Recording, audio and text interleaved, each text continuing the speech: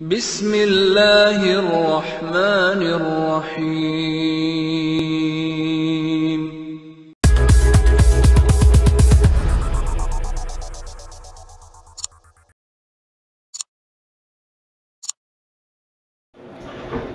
أعوذ بالله من الشيطان الرجيم. بسم الله الرحمن الرحيم. لا أقسم بيوم القيامة ولا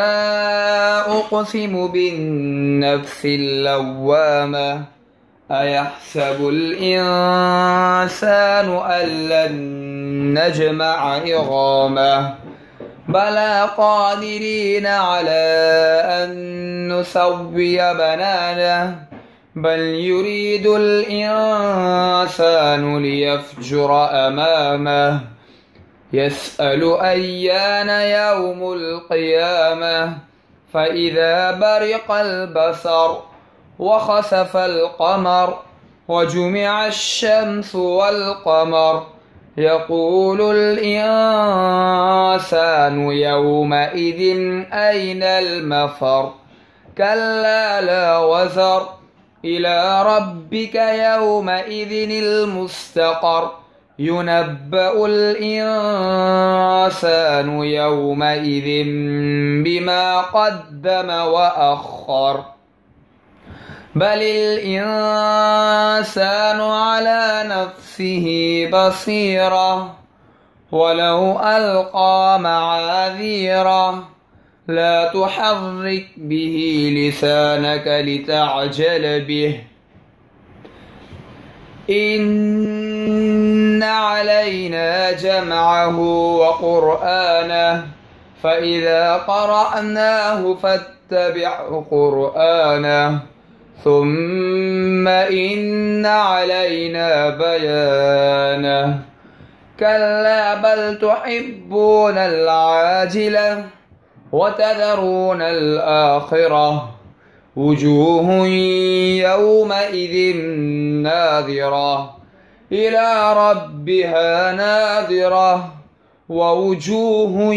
يومئذ باصرة تظن أن